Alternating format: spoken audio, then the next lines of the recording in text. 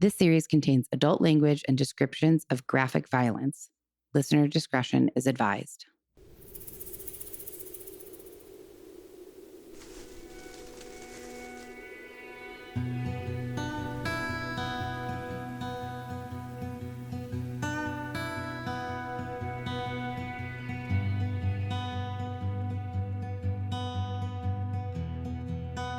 Okay, you guys ready? Let's do it. Okay. Hello, and welcome back to Death by Southwest, the podcast where each week I share a different grisly murder story unique to the American Southwest while my sister and co-host tries to piece together the clues and unravel the mystery behind each of these heinous crimes. I'm your host, Margot. And I'm Jenna. And I'm Mark, guest. Yeah, we have a Mark special guest. Mark guest. We have a special guest host today. So Just Mark Mark. is going to be joining us with Jenna. Just That's right. We talked about that though, didn't we? How we used to call it, I Yeah. don't know if I cut that out or not, but well, let's cut it this. Cut it out. okay. I'm going to tell you guys about the episode. You guys know nothing about this.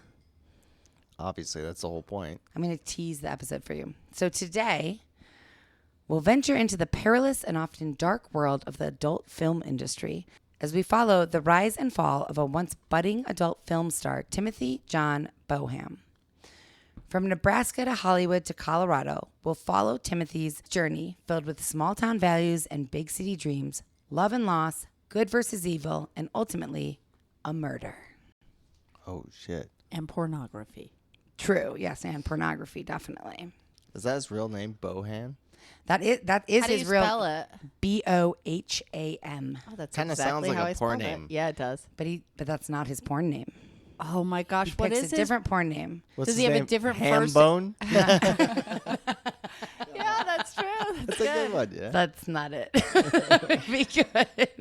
I'm not Is going it to tell you different it yet. First and last. Yes, he has a both? totally different Totally. Okay. stage name for his Okay. porn. Yes. Oh well, I You won't mean get into it. couch name? I won't get into it because, well, now I will. Yeah, get into it. You know how they say like pick your street name and your First pet. animal. Your first pet and your street. What is my first animal like as Molly. an adult? Oh, Molly Whitmore. I like to use Olive. Fine, then you're Olive Whitmore and I'm Molly Whitmore. I'm Whitmore Olive. No, what? It's Come your on, pet that and sounds- then your street. I'm Yours was is it good. The street name and then their dog? No, No, your dog's name and then your street. Smoky Mohawk. You lived on Mohawk Lane? Mohawk Drive. Oh, Smoky It's kind of a good that porn is- name. Yeah, I like better it. than Whitmore Olive. Yeah.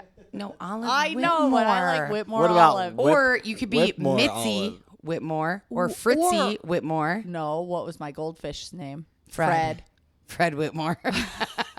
That's almost the best because it's so basic. Next How about like coming out is Fred Whitmore. Do they announce people in porns like that? Oh yeah, I'm thinking stripper. You thinking Johnny Carson or What about like the second street and then the second animal? Because mine could be Sophia Perbody. See, you just wanted that. Yes, exactly. And per body, it'd be Perbody. per body Sophia, because per body was your cat's name. Yeah. Sophia was your street's name. you had a cat named Perbody? Her name was Mr. Mr. Perbody. And That it was was a a she. interesting. she identified. Listeners, we would love to hear what your porn names would be. So it'd be your first pet or your favorite pet. I think it's your first pet. I think it's your first Yeah. pet. And your first street that you lived on. Also, who name. has a favorite Also, pet? you know what? Ours would not be Whitmore. doesn't? It would be mine would be Molly Baldwin. Yeah, but I wasn't cognizant Holy then. Baldwin. Oh, that's actually better. Baldwin was the street we lived on in Highland Park. Olive Baldwin. Yeah. And Baldwin Whitmore was in Olive. Lincolnshire. Baldwin. Okay. We've All gone right. on too long. Yeah, we've covered that. So, anyways, we have Mark and Jenna here today with me. We are doing what's today? Saturday recording. It's Sunday. It's Sunday. Shit. Sunday. And that actually is perfect for how we are all feeling today. We had a lovely family dinner evening last night and are feeling a little tired today. I'm going to keep it real general. Well, these guys drank till they couldn't drink anymore, and I just had waters. Yeah, I mean, maybe I had a few cocktails. But before I tell you a story, we're going to do our sense of place. We're going to do our sense of place. We're in the living room. Margot likes to call You it did the that family last room. time. You can't do it again. Oh, really? It won't Oh. be. Why? Last time I said we're going to do our sense of place. Let's do our sense of place. And Mark was like, well, we're sitting in the living room. God, he we're in the family room. That's not our sense of place, but that's I funny. get it. It was funny. But you It can't is do it the again. family room. Okay, how about this? We'll It correct loses it. its funny. I'm sitting on the opposite couch today. That's true. You were sitting here last time. I'm actually on the lounger. Jenna just like always Margot. sits right there. I'm always right here. Yep. So we've changed spots. I'm usually She's where here. you're sitting or right here, actually. I'm always me right here. So that's our sense of place of where we're recording. How many Let's- people do you think have turned off this episode already based on this intro? 12 out of 13. Well, the weird part about it is it hasn't happened yet. So what? So our sense of place today is Aurora, Colorado. Has anybody ever been there? Negative. Negative. Okay. I've never been to Colorado. It is situated in the central part of the state of Colorado. It's adjacent to the city of Denver, and it together with Denver, it forms the Denver metropolitan area. Metropolitan. What That did would have you- been funnier if Fuck. you just left it. Denver Jesus. Metropolitan. It's like a weird place, like Batman The movies. Denver metropolitan area. So it's a suburb of Denver, basically. It's actually quite large in terms of area. It's 155 square miles, and Denver, I think, is only 153 square miles. So it's a suburb of Denver, but if you look at Aurora on its own, it's bigger in area, not in population. What's Tucson? Oh, no. Bigger. Probably bigger. I think it's Spread 200 out. something. Yeah, I do. But Aurora only has 380,000 people as the population. Tucson has Upwards of 1 million. about 1 million if you're taking all the suburbs of Tucson. The elevation ranges from 5,000 to 6,000 feet above sea level. Jenna always likes to know the elevation of places. I said that on the last episode, remember? Yeah. Well, then you're going to have to cut that. No, it's okay. Drop it. And so Aurora is a diverse and sprawling city with a mix of residential, commercial, and industrial areas. It has a lot of neighborhoods. It has like, I researched it. I don't have it in front of me. I want to say like 80 different neighborhoods within Aurora. Each neighborhood has its own like character and like dynamic, and so some are suburban, some are more urban. The architecture can range from modern to traditional. It has a ton of parks, and it is known for being part of the Rocky Mountain region. It's very close to the Rocky Mountains. So that gives you our basis for Aurora, and then I have a couple of interesting Aurora facts. Let's hear them. It is the third largest city in the state, but it ranks '1 in terms of diversity. What are the first two? Denver and... Aspen. No. I'd that's say not Fort in Colorado. Collins. Wait, is Aspen in Colorado? Yeah. Fuck. Fort Collins. I couldn't come up with another place. Denver and... Denver, Colorado Springs, and then Aurora. Fort Collins is fourth. It's very diverse. It's one of the most diverse cities in Colorado, though. It has a large Hispanic population, African American, Asian, Native American. It's reflected in the city's cuisine, culture, and art scene. And over 90 languages are spoken in Aurora's public school system. 90. Truthfully, when I read that, I was like, I don't even know that 90 languages exist in the world. I mean that. I'd cut that. Yeah, I'd cut that for sure. But 90 in the like. In the That public just school means, system? But it they're must be not confusing. well, they're not speaking it like to teach the kids, I imagine, Well, in of 90 course. languages. It's not like I'm teaching my parents and- class in 90 languages, but there are 90 different languages that are prominent in the public school Marcel, system. you guys are explaining something that I already understood. I don't know. The bell goes off. It's all bing bong. They're all, where are you going? You're all ancient Aramaic. What is that? Is that A language. Yes. Wait, what is it? Ancient Aramaic. Aramaic. But it's like a old language. Do I am I gonna Mark- sound like an idiot? I'm gonna have to cut It's this. fine, but Mark is better at that. He's smarter than me in some ways. Like he is quippier. Maybe In I'll. some ways. I'm gonna. He's Yeah, not duh. quippier. He has a little bit more he's knowledge on the smarter. like geography, He's just whatever, smarter, history part. Book smart. I'm better. He's not in- quippier. I'm She's better at life. Yeah. Well, no, I'm not better at life. I'm just a better person. This is so interesting okay, I because guess that's true. we just we had our episode and then you just had an episode and now we're doing it together and people obviously adore and love you and then Oh, they people adore me. liked you a lot, and so I'm so interested to hear I think The they're two gonna got vote me together. off the island, which I'd be Oh, vote okay you with. off the island. No, they're not. Oh my god, What no do we- people. Do you know how many people Hey. comment and say like, It makes me want a sister. I love your dynamic. Jenna's so... Somebody wrote in and said, I love how Jenna takes this very seriously, but she's also funny. And she said, but Mark is just like funny. You didn't take it seriously, apparently. Oh. I'm just kidding. I People love, I don't know. You both are great. I don't Who take cares? anything seriously. Maybe they're going to vote me off the island. They're going to kiss have our you two do it. That'd be funny. I'm Like, unwilling. how do we do that? Because they used to like cap off like your little torch or whatever on Oh. Survivor. Instead, we never just seen like that. we just dip your microphone in the water. They're all- Kapoosh. It's all. I've never seen Survivor. Wow. What does this have to do with anything? Nothing. With We got off track. ancient This is- Aramaic, though. Oh, that's right. That's right. Languages.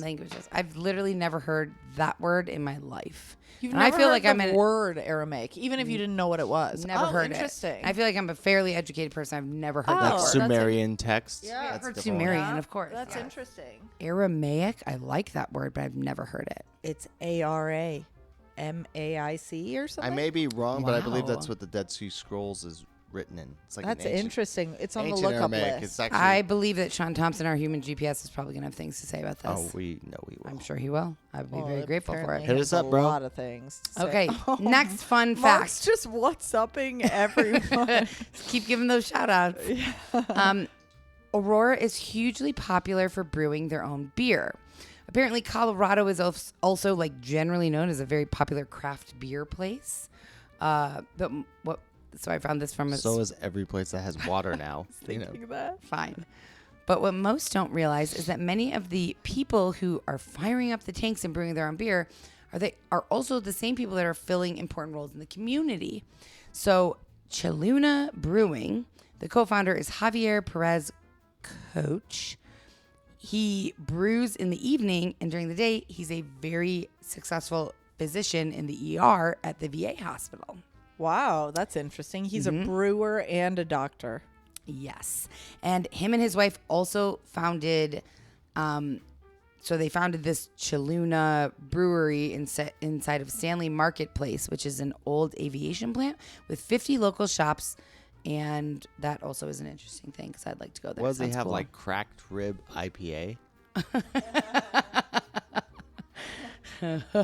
Spleen pale ale. Hey, here we go. Oh, come on, that's With funny. the quippiness. Okay, there's also a place, speaking of shops, there's a place in Aurora that's a completely waste-free store.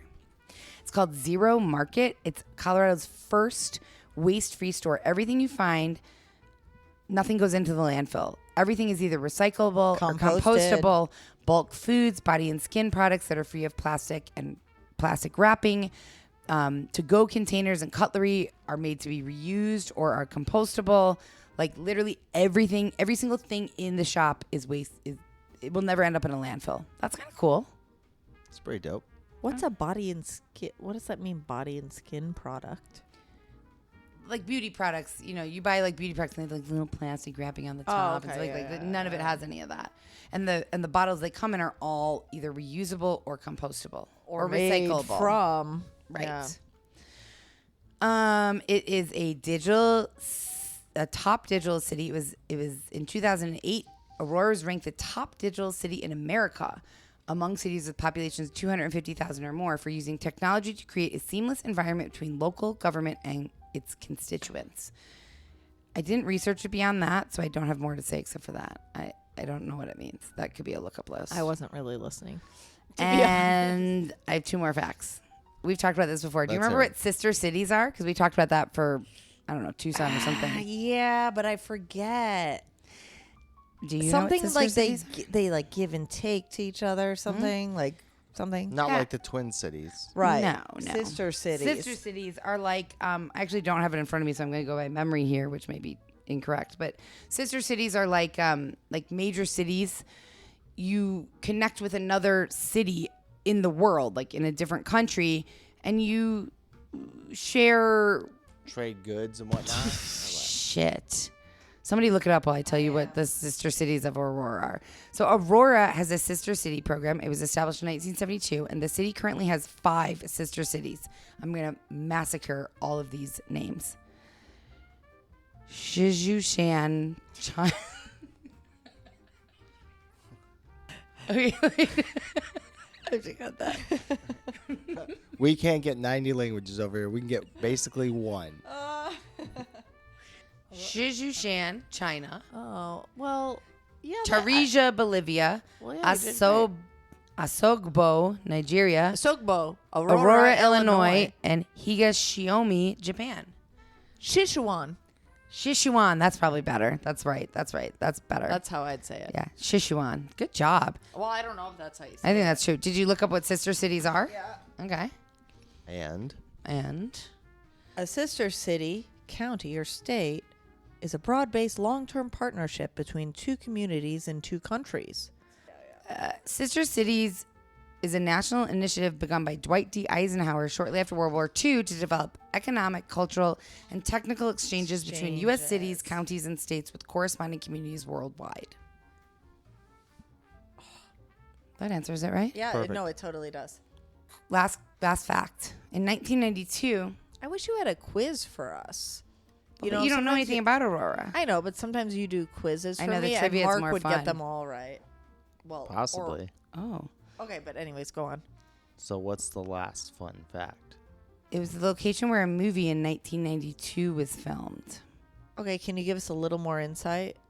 Yeah, like a slight hint. Like how Like 92, a lot of movies, I'm sure, were filmed. There's Tombstone. two main characters. yeah, one has who's blonde it? hair and one has dark brown hair. And they like play guitar, I think. The Doors movie? Wow, that was a lot. Thank you. So there's two characters. One's blonde. One and has glasses and one doesn't. I mean, one was in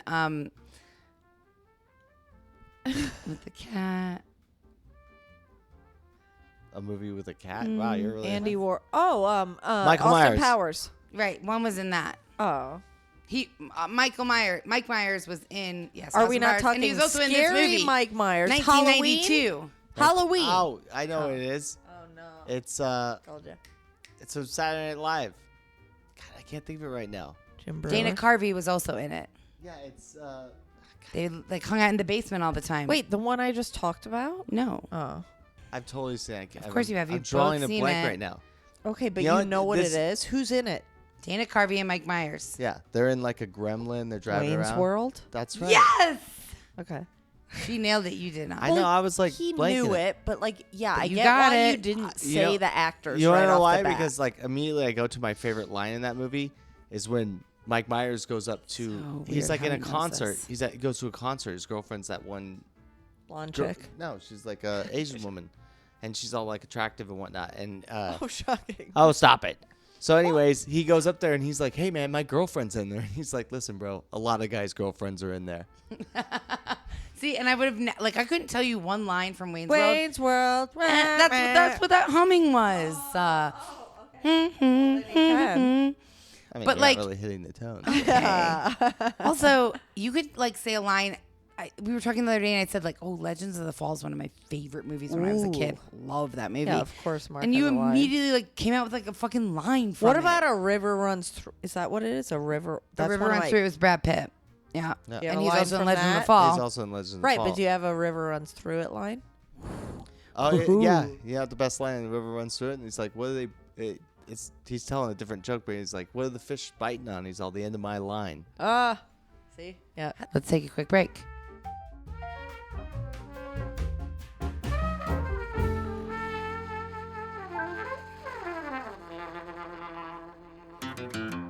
Don't miss what happens next in today's episode.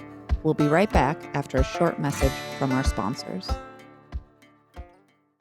This message comes from Greenlight. Ready to start talking to your kids about financial literacy? Meet Greenlight, the debit card and money app that teaches kids and teens how to earn, save, spend wisely, and invest with your guardrails in place. With Greenlight, you can send money to kids quickly, set up chores, automate allowance, and keep an eye on your kids' spending with real-time notifications. Join millions of parents and kids building healthy financial habits together on Greenlight. Get started risk-free at greenlight.com/Spotify.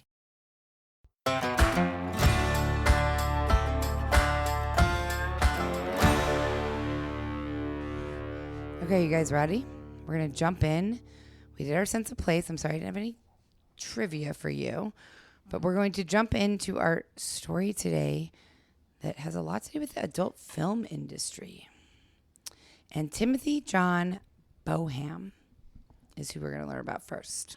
Timothy was born on May 27th, 1981 in the heartland of America, Stewart, Nebraska. It was a quaint town of only about 3,000 people.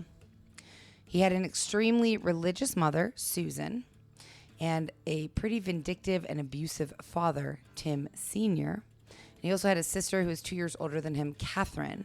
So Tim Sr., Tim's dad, was a long-haul truck driver, and Susan was mostly a stay-at-home mom. I know. I saw you. Like, we have truck driver stuff. It just comes up again and again. We have so many truck driver listeners. I feel like it happens a lot in our stories. So Tim's dad was a long-haul truck driver. His mom was mostly a stay-at-home mom, but she would pick up odd jobs from time to time to try and help make ends meet. She would, help clean other people's houses, sew their clothes, things like that. Money was often an issue for this family, for the Boham family. So Susan, Tim's mom, was very involved in the church, often would bring Tim Jr., and Catherine with her. Tim Sr. rarely joined them because he much preferred praying to Jack Daniels. He had a very severe drinking problem, which kind of spurred his anger, outbursts, abusiveness. It's funny that we're both like, we're all. No comment? I just took a pause to have a drink. Yeah. We're all. So Tim later in life described his childhood like this. He said, "I felt like the religion was being crammed down my throat every day, all the time. When it wasn't religion, it was a belt and being belittled and beaten. It was just a horrible childhood I had. I wouldn't wish it on anyone." Sounds crappy. Yeah. So he didn't have a great home life. And then at school, he was a pretty small kid growing up. And he got Like teased. small in stature. Yeah, he was small in stature. He was a tiny kid growing up in elementary school and stuff. So he got harassed a lot. And he said, in terms of his school life when he was younger, he said, it was always the same kids that did the teasing. The same ones that laid into me in first grade continued all the way to high school. I hated everything about school. So because we went to school with the same kid, you went Speak for yourself. Yeah, girl. you're right. I'm sorry. So I went to school all the way through high school in Chicago, and I went to school with kids starting in kindergarten at Laura B. Sprague. I was with them all through kindergarten, and then in Shout Daniel out Mr. Wright. Best. Oh, Mr. Best. And then Daniel Wright, same kids. And then when I got to high school at Stevenson, 6 other middle schools fed in there. So it was like the 150 kids that I graduated with and had been with for 9 years, and then all these new kids. And then I graduated with like a class of 1,500 kids or something. So we moved a little bit. So we went school district. You what I mean? did So when it you were a changed. kid? Yeah, it's like kindergarten, elementary, and then like junior high, and then switching because the district we're in. But what's funny is in elementary school I went to Butterfield where your nieces go. Mm-hmm. And when I became an electrician, the guy I work with had already been an electrician, same age. He's actually 6 months older than me. He was already like a journeyman, and I apprenticed with him. But we went to Butterfield Elementary school together? but I didn't know him. Oh, that is cool. Because we talked Yeah, about it, you and he's guys like- came back around. And he's like, we both at the same time were like the same age, and like I don't remember him. Like I guess we never. he remember hooked you? up. No. Did you have glasses when Do you you were guys little? think you look I've had different? glasses since I was 3 years old. So Oh yes. my God, I bet you were so cute little with Yeah, It was I don't know, Mark. adorable. I've never seen I don't know if I've ever. I'm sure I have I at don't your think I've mom's seen house, baby but pictures of you. I don't want to see baby pictures. I Or wanna like see little toddler kid pictures. I was an I adorable bet you had baby. like cute little kid I glasses. I mean, when I was delivered, they didn't put glasses on me. Well, No, we right. figured you were that. We're not 3, you said. I know the nurses were like, he's a very attractive baby. Here we go. Also, if we could take Mark right now to the high school you went to, Oh my God. freak out. no, he would be yelling and screaming about like the ridiculousness of Oh it. yeah, it's insane. And this was back the last time I was there. Well, I guess I went there once when I went back to visit, but like in the early 2000s. Mm-hmm. Mark, you would. Oh, it looks like a very elite college. Yeah, there's It's indoor pools, Yeah. Olympic-sized pools. multiple. What? Yeah. It's she went to the most I went- she. She. I went to one of the best high schools in the country. Really, it makes the top 20 What list every year. happened? Hey. Come on, someone had to say That's that. true. No, I did. But mine was I seeping was sewers, very floor lucky walls. to go to one of the Exactly. best high schools in the country. You would really. You should It's show 'em shocking. pictures after It's this. shocking. All right, could that go was down it. a rabbit hole. We got off track. Well, clearly we all had a very different high school experience, and it sounds like Tim did as well. He was teased a lot in school. When he was 8, he was diagnosed with ADD, but his parents decided not to medicate him. They thought the issue would go away as he got older. And in 1994, when Tim was only 13 years old, his father was involved in a horrific trucking accident. Tim Sr.'s vehicle skidded across the icy Nebraska road, jumped the median, and plowed into oncoming traffic. He died later that day in the hospital. While they were all very sad to lose Tim Sr., they also couldn't deny that life was a little bit more peaceful without his constant drinking and rage and anger. I mean, which is fair, I think. I mean, you can miss somebody and be sad that they're not here and also appreciate that they're not here, I feel like, right? Some people are assholes, you know. Yeah, like I'm looking at you, man. sometimes. Whoa, Just kidding, I'm kidding. Maybe they didn't. Catherine didn't. Maybe she didn't want to get a divorce. She had kids and all this. Susan had kids and all this, and maybe didn't want a divorce. Right. And she didn't really have a job, so like, yeah. And Life gave her a tough blessing. Yep. It was sad, and it was Perhaps. also kind Happy. of a blessing. You're right. And without the constant fear of being yelled at or beaten by his father, Tim kind of had a chance at this point when he was 13, 14, 15 to explore like who he was and what he wanted to do with his life, because he really never had that chance before. He was getting made fun of and bullied in school. He was getting beaten at home. He wasn't happy. And so once his dad was gone, he had a much more peaceful life at home, and he could kind of like come into his own. And he didn't know exactly what he wanted to do, but he knew that he did not want to be poor like his family was. He didn't want to always be worried about money. He thought maybe acting would be a good career for him. And so he started auditioning for roles at school, and he got starring roles in some of his school productions throughout middle school and then into early high school. What did he look like? He was very good looking. Well, Very good ding, looking. Ding, ding, or Yeah. whatever, right? So Yeah. that's actually, it's funny. That's my next line, because I have the next thing I have is, once Tim was in high school around 15, 16, he really blossomed, and he became, he was always a very cute kid, but he was small, which is why he got made fun of. But once he was 15, 16, He grew up, he's got now tall and handsome. over 6 feet tall, very fit, very athletic, very fucking handsome. Like very Wow. attractive. Do you have a photo? I sure do. Okay. Yeah, let's see a can photo we of this see? sexy bastard. Let's see it. Is he? What doesn't age matter. is he in this? Well, he was born in 81. Let's say so he's 18. This is in not this the best photo. picture of him. Is he 18? Yes, he is. Well, he's at least 18, but he's a good-looking dude. Yes, he is. Wow. Also, he's I don't ripped. love his tan lines. Like he had a tank top on. For a Oh, while. yeah. But Yeah, yeah, that's he's true. a good-looking individual. Yeah, and that's right? actually not the best picture of him. He's a very, he's an attractive. Can you say He very won one more time? trophies. He's very good. He won looking. trophies, athletic He trophies. sure did. Athletic trophy. Yeah, he was a good looking. He was very good looking. Very Was it- good looking. Was it for the pole vault? Oh. No, I'm it's some porn ball. star, it's Like, funny. what is that trophy? Look at his Probably trophy. soccer, volleyball. I don't know. The ball's in his hand. Let me see it. It looks like a soccer What's that? ball. What's that? He's Where you- bowling. Oh, bowling. No, he's not bowling. You guys I are don't know. not I don't right. know. I don't know. It doesn't matter. They might not be his. Maybe they're his dad's or his brother's. All right, focus back in. So Tim blossomed in high school around 15, 16, became incredibly handsome, came into his own, was not being made fun of for his size. And now he was actually kind of known in high school as like a ladies' man. Like girls were obviously really into him, and guys realized that girls were into him. So they wanted to hang out with him to like have girls around. This And all he makes was sense. dating a lot of girls. He was a ladies' man until he met Monica. Monica transferred to Stewart High School from Lincoln, Nebraska to Stewart, Nebraska, and met Tim on her very first day. She asked him for directions to science class, and he was instantly taken by her. She was beautiful, and she was also one of the very few black students at a predominantly white high school. In So- Nebraska. in Nebraska. So Yeah. she garnered a lot of attention for both reasons. She was beautiful, and there was not a lot of black kids at this school.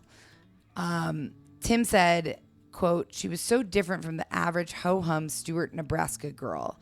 I was really starting to rebel against everything that reminded me and of Stewart, if that makes sense. And she was certainly very far from what I was. And because of that, she was the most exciting thing that ever happened to me. I was just determined to get to know her." And he did. He got to know her. The two began hanging out. They became friends. And very quickly, they were inseparable and dating. Their friendship turned into a romance. They had a lot in common. She had lost her stepdad. Her stepdad had died. Tim's father died. So they related on a lot of things. And Tim has said that he felt he could really be himself with her. They also both enjoyed smoking pot and dreaming about becoming rich and famous. Tim was hoping to become a famous actor, and Monica wanted to be a famous fashion designer. Tim was very quickly very much in love with Monica. Doesn't everybody in high school stare smoking pot and dreaming of being rich and famous? Okay. So high school, he's coming into his own. Monica, they're in love. He met and whatnot. Monica. He was officially in love. Unfortunately, after a while, Tim learned that Monica wasn't just into smoking pot. She also enjoyed a bit more dangerous drugs like cocaine and prescription pills, and she was actually using them on a pretty regular basis. Tim wasn't. He was not into it. He tried to convince her to stop and said, like, just let's stick to pot. But she was, at this point, in too deep. And as they headed into their senior year, she was pretty much a full-blown drug addict, using cocaine and prescription drugs on a very regular basis. Can I ask a question? Please. A lot of people say this blanket term, prescription drugs. What kind of prescription drugs? It all is the same. Like, I don't care. But, like, there's downers and uppers. Which ones? Since she was using cocaine, I'm assuming also pain pills. Oh, I would say pain pills because. But why? Why would you use Adderall if you have cocaine? Oh, so you get a high and a low, or like a high and then I come down. Like, I'm not gonna. Okay. If I have cocaine, what's my use for Adderall? Like, no need. I use cocaine, and then to like level out, I'll use pain pills. I would imagine. I don't particularly care for pain pills, but that's what I would imagine. I don't know specifically though. Uppers, downers, laughers, screamers. So Tim didn't like that she was obviously using these hard drugs, but he was way too in love to break up with her over just the drug use. Around this same time, the start of Tim's senior year, his mom, Susan, met a man from Denver, Colorado, Walter. And they started dating Tim's entire senior year of high school. And when Tim had just a few months left of high school, his mom married Walter. And Walter wanted the whole family to move back to Denver, where he was from. And Tim decided he thought this is a good chance for me to get out of Stewart, Nebraska with 3,000 people. So and my drug addict girlfriend. And the drug, oh, he tries to bring her, I bet. No, he didn't try to bring her in. He didn't want to break up with her either. He just wanted to get some space. Long term or long they had plans to like be famous and rich together. And he thought Denver is the next best place I can do that beyond Stewart. So he dropped out of high school. And him, Catherine, his sister, and his mom and Walter all moved to Denver. He did get his GED. He felt like he would have more opportunities in Denver, and his family was moving there, so why not? He assured Monica that he was doing this to help secure a better future for them, and that they would still see each other because it was only about 400 miles away, which is a long distance, but it's still, it's drivable. 3 hours? Yeah, 3 to 4 hours, yeah. 4-ish hours. 4 hours.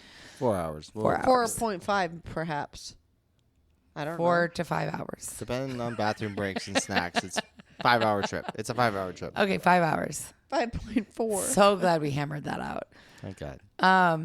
So Tim, Catherine, Susan, and Susan's new husband, Walter Strong, were moved into a home in Aurora, Colorado, the suburb of Denver. Tim was instantly taken by the big city lifestyle and was determined to take advantage of all the opportunity that lay right at his feet.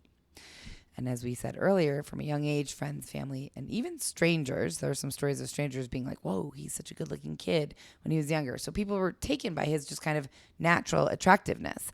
And now, as an 18-year-old adult, his striking good looks had become even more remarkable. I mean, people would like stop him and be like, whoa, you're so attractive. He was very attractive. Apparently. Attractive. I mean, that's what when I walk down the street. People are like, whoa, whoa, whoa. I'm taken by your attractiveness, That's never happened to me.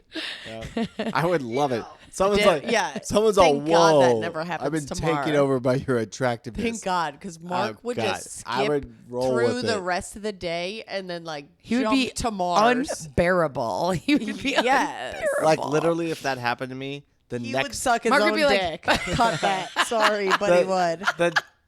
literally the I'd next be like, fuck all you guys. I'm going to Hollywood. Like, you would just fucking take off and Literally think you the were next day, on. You'd be on it. I'd be at SpaceX and I'd be like, listen, you have a rocket engineer thing. I'm gonna do this. I'm all He's look all, at. I've got something here. They're all, how's your Look at my mathematics? I'm all, face, not man. very good, but I'm all, just get me in there. You know, let me be the face of this. You know.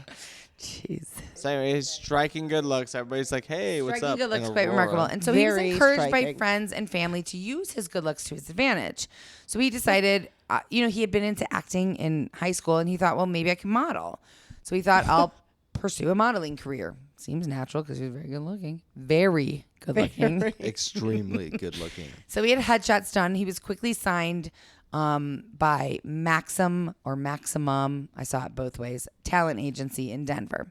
He got work pretty quickly as soon as he signed with them. It wasn't nothing huge, but also nothing that like he could have ever done in Nebraska. So he's getting, local fashion shows, print work for catalogs and magazines, Sears, things like that. And as he continued to get work, in Denver, him and Monica also kept the relationship going. So she would regularly drive back and forth between Colorado and Nebraska. She was finishing high school and then she finished high school and as far as I know, didn't have much going on. And he had modeling going on. So she would drive out, visit her. And all the while during this, her drug addiction, mostly cocaine, was kind of spiraling out of control. I mean, how are you going to do those long drives without it? You know? I'm not going to lie. When I was writing this, I actually thought, I was like, well, of course she's driving back and forth. She's got a bunch of cocaine. Stay up. You know? Well, I'm not going to say what I want to say because you'll have to cut it. So never mind. Okay. Let's move on. In the year 2000, Monica found out that she was pregnant. No. Yes. Or yay. I don't know. Right? I'm not sure. I mean, I don't know. I'd like to say- you have whatever reaction you want. I'd like to say dun, dun, dun. Right. Like, that's funny. Mine's all, no. So surprisingly, the news of an upcoming baby actually helped Monica get clean and sober. Well, Being then, pregnant, yeah. she Well, managed we to stay fucking away hope from so. drugs for the entire duration of her pregnancy. Tim and Monica were both, they were 18 and 19, so they were nervous and scared. They didn't plan on this. But for both of them, they decided like adoption and abortion, not an option. They were excited to be parents. Tim, Were they religious or just that was they were just... I mean, Tim grew up with but he wasn't religious. wasn't Okay, really, they yes. grew up religious. That's but he, their own personal decision. right. Understood. And so Tim said, he Hallelujah. actually said, I always wanted a really large family. I wanted a white picket fence, a pretty wife, lots of cute, healthy children. So Monica eventually, after 9 months, gave birth to a healthy baby girl, named her Jasmine.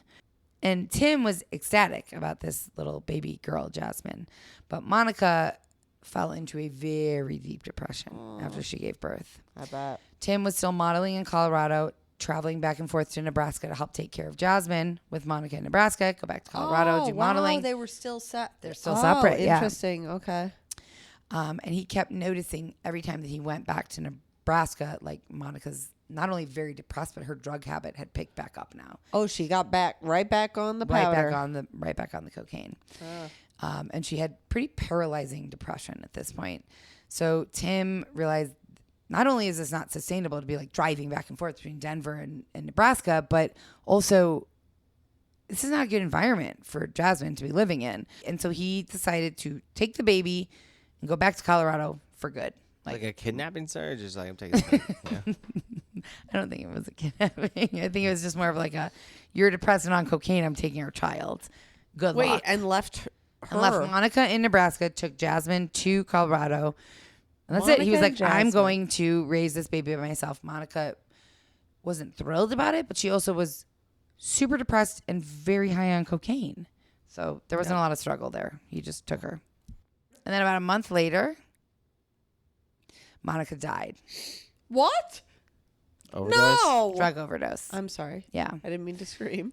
Yeah. Monica died from a suspected drug overdose. And so now at 19 years old, Tim was a single father. Oh my to a goodness. baby girl. Wow. Mhm. And although he was booking pretty regular jobs in Colorado. And he was very attractive. He was very attractive. It still wasn't, the jobs he was getting in Denver or Aurora weren't enough money to really support. He was still living with his mom, Susan, and her new husband, and his older sister. They're all living together. Walter and Catherine, they're all living together. And he's making money, but he's not making enough money to like support himself in his own place with his daughter. He's got to go to L.A. Bam. Ding, ding. So we're going to get there. Okay. But the pressure to make more money was overwhelming. So he began taking kind of modeling adjacent jobs in Denver to supplement his income. Like he was dancing at clubs and nightclubs in Denver, not strip clubs, which is like regular nightclubs where they have like a hot man and like little undies on the stage dancing. Yeah. And then he started working for a Denver-based company called The Boys Next Door. And that was essentially an escort service, but not for women. It was for married men who were straight during the day and gay in the evening. What was the company called? Boys Next Door. Interesting. And that's not, they catered to anyone who was looking for a male escort. Sure. But from what I understand, the majority of their biggest clientele clientele were like men who were married with kids, married to a woman with kids, like going to work during the day, going to barbecues on the weekend, and then in the evening would get a hotel room, hire a male escort, and that was their nightlife, which apparently is pretty common. From what I read a bunch about it here. What do you mean? Which that, part? Like straight married men have. Well, you should do this. Sidecar business? Straight. Yes, in air Air quotes, quotes. straight married men have, sure. young male lovers on the side. I didn't realize that. Escorts, yeah. Well, but an escort doesn't mean Sex. Right. It Does not always. In this case, it did. Well, sure. Well, I didn't know sure, but sure. maybe they were just playing Monopoly, They're like, oh. Maybe they were. They were not. They were not. They were playing Pornopoly. I can tell you this: whatever they're doing, you could go directly to jail for. Yes, they're from Monopoly. That was good. Oh, yeah, there it is. It took me a minute.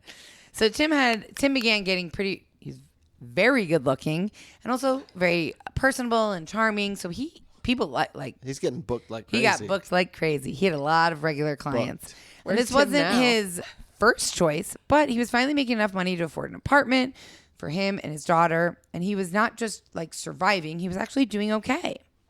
He was thriving. He was maybe, I don't know. He didn't love being an escort. It was actually exhausting. He had a bunch of And cash, is what it's saying. yes, he was financially doing thriving. okay. But the escort life was kind of wearing him out. He didn't like it. He felt like, this is a shameful life for me. I don't want to do this. My daughter wouldn't be proud of me. He wanted to get out of the escort business. And so he was still part of this talent agency in Denver, where he was getting the modeling jobs.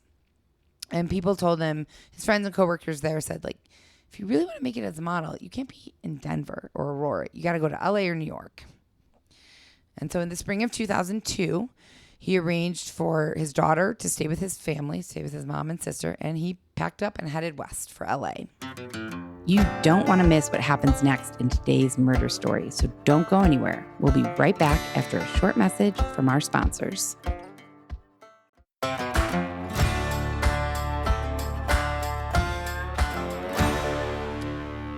You're so spot on, Jenna. Head out west. Yep. Going and upon west. arriving in the city of angels, he had stars in his eyes and he was so excited. And he kind of like, he got there and didn't realize he didn't have a plan. So he just checked into a kind of a seedy motel in West Hollywood. And he thought, fine, I'm going to start going on casting calls. I'm going to get jobs. I'm going to get gigs. I'm going to be famous. He was hungry to achieve this kind of level of fame and fortune that you can really only get in Hollywood. So he went on casting calls for acting and modeling gigs day after day after day. He was just determined to make it. But before too long, he realized that making it in Hollywood wasn't quite as easy as he thought. He wasn't the only very attractive I person was just out there. going to say that. Like, there's so 100%. many fucking attractive people everywhere, but they flock if they want to be in the limelight. So it was funny. They I flock don't have this in my notes, but I was reading a lot, not yet, but a lot of the later information in the story comes from a woman who spent a lot of time with him later in life, interviewing him and talking to him. She wrote a book that I bought and read. And it's a short book. It's like no one was questioning, did you read it all? She's like, I have to prove it to you. I'll show you right got now. it. Go grab it. I Bought want to and know. read. Well, it's on Kindle. So but you can't really prove it. Yeah, whoops. so a lot of his accounts of being in LA and being in Hollywood, he would say, like, I would go on these casting calls and I thought I would read a description of, a 18 to 25-year-old man who's this tall with good looks or whatever. And he'd go on He's and all very like, good he was looks. like, I got this. Like, I'm going to get And this. there's like he said he'd 900 walk in. dudes. And he said it wasn't a casting call. It was a cattle call is what they would call it. Because it was just a room filled with like 6 foot tall, good looking dudes. He was like, I walked in and there was a million of me standing there. We all looked the same. And like, how am I going to get this over these other dudes? And he didn't. He didn't get it. Guess what? If I'm 25, semi-attractive, which I was at 25 in LA, Very attractive. I would go, if I'm single and looking for a mate, I go to the male casting call. That's such a good idea. I'm all, Wow, whoa, is this not smart. like She's the home store? Yeah. Jenna's like, oops, I'm in the wrong place. Hi. Hey, can you tell me how to get here? She's all, I'm Such just a good looking idea. for the Starbucks. That's a really good idea. You know what I would Any have young done? listeners out there, go do that. You know what I would have done if I was Timothy? What? Right now, like in his life. No, if I was in this casting, I'd be like, Yeah, these are that's what I all like mean. me. I'd be all, any of you guys interested in going to Colorado to be an escort? Like it'd be like the headmaster, I guess, or something like that. But it's like Yeah, that. but the who's madam. leaving Hollywood to be to go to Colorado to be an escort? You don't think that A Hollywood has a bunch of dudes are- escorts? A bunch of Someone dudes. that's like been on a million casting calls or something. Well, the thing is, though, is that you're, LA, they're all over the place. Colorado, you're importing. That's the true. sexiness, you know? Imported escorts. Yeah, even though they're like local-ish. Well, they're from LA. They're imported. Oh, okay. So at this point, Tim had been on what he felt were like hundreds of casting calls, and he pretty much booked nothing in LA. So in addition to driving all over the city, sitting in traffic, going to these casting calls or cattle calls, he was also doing side jobs like parking cars, working as a day laborer in order to survive and like be able to pay for this motel that he was living in. And this is not at all how he imagined life in LA. He thought it was going to be like, whoa, famous, on billboards, in magazines, in movies. And that's not what happened. He used to be a big fish in a small pond. Now he's a small fish in a big pond. That is exactly correct. And so at this point, he decided, I'm going to give myself 6 months. I'm going to give myself 6 months. I'm either going to make it or I'm going back to Denver. Okay. 6 months flew by. And with no big break, Tim was planning to head back to Denver with his tail between his legs. And 3 days prior to his departure, he was walking down the street on Sunset Boulevard, back to his motel. And a man walked by him. Plenty of people walking by the street. And this one man walked by, and the man turned around and said, "Hey, are you an actor?" And Tim turned around and said, "Are you talking to me?" The man said, "Yeah. Based on how you look, I just assumed that you're an actor." And Tim said, "Well, I've been going on auditions, but I'm not booking anything. I haven't had any luck." So the man handed Tim a business card and said, "Call me. I make movies, and I have a lot of work for you." Whoa. The name on the card said Chi LaRue, who Tim would soon come to find out was one of the most prolific gay porn producers in the world. Chi LaRue was not only a director and a producer, but he owned 3 production companies that all made porn films: Channel 1, Rascal Films, one of the most well-known pornographic film companies, Falcon Films. Really? I've never heard of any of those. Me either. We need to up our porn I'm game, all, apparently. whoops, Mark's thought like, I know was all up. of them. He's all, I've seen those all. And so Tim, obviously, in his head, he's like, well, I didn't come out here to be a porn actor. Like, that's not what I want to do. He was a good-looking kid from Nebraska, like the heartland. Porn, especially gay porn, was just pretty unfathomable to Tim. He was like, I can't do that.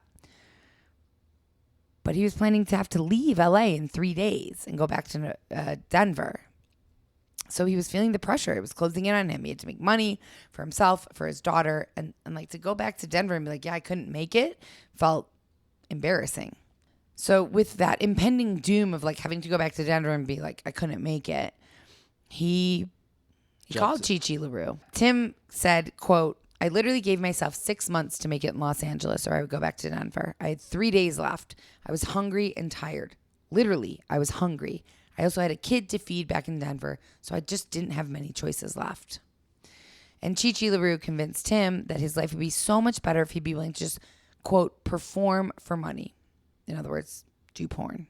I have so many questions, but I'm guessing you might answer a couple, so I'll wait. Okay. So Tim entered into the adult film industry. So he told himself it's just a means to an end. He's not going to do it very long. He said, I'm just going to go in, make a lot of money, and get out. And I have a couple of quotes from Tim recalling his first few films that he did and what it was like being on a porn shoot. He said, there you are with your partner or partners performing these scenes, and all the sex acts are completely staged. Nothing is spontaneous. You're going completely off of a script. Every part of your body placement is staged and calculated before filming begins.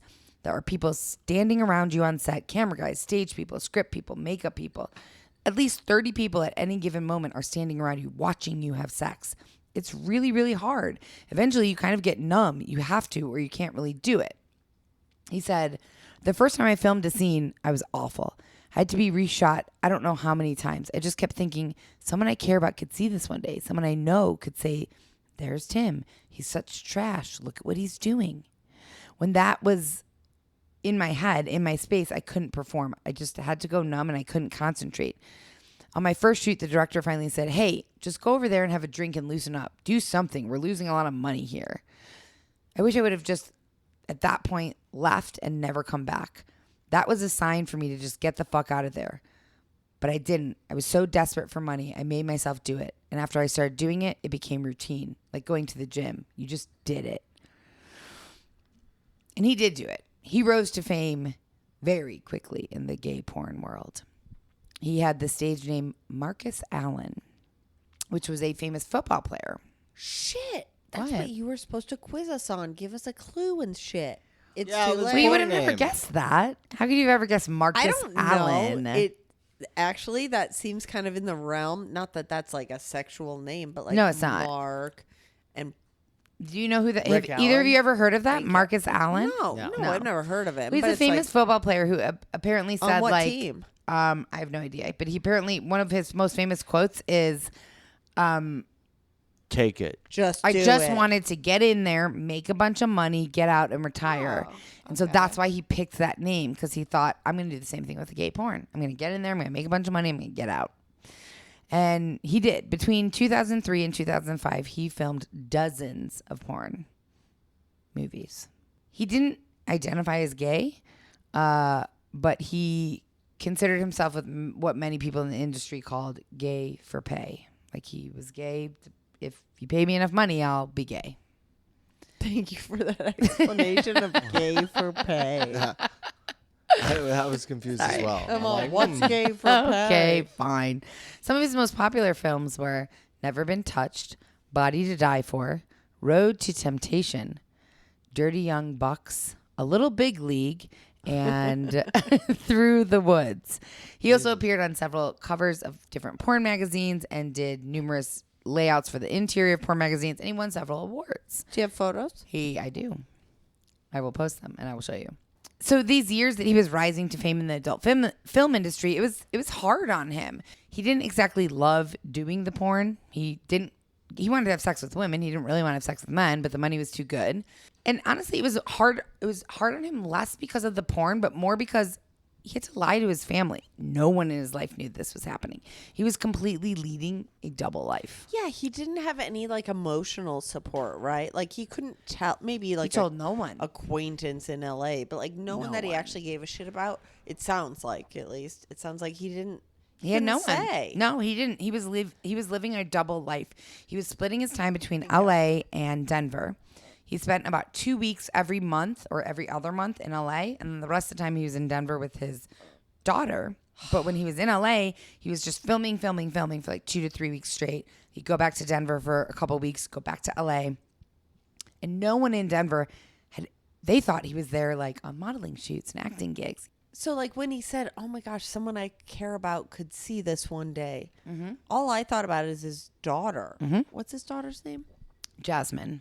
Love it. Okay, so Jasmine could see it one day. So Jasmine now, that was 2020 or 2000. He definitely wasn't worried that Jasmine was going to see him in gay porn 20 years later when she got the access to the internet. But you know he what I was mean? worried she might find out about it. Well, 'Cause even if she went, like, well, if she Mark, was also homosexual, like, a She's lesbian. probably not watching gay porn. Exactly. Like, Well, male right. gay Male porn. gay Yeah. porn. Okay, but here I we guess are. someone could be like, oh, This- hey, I saw well, your dad in a movie. This leads up to my question. Oh.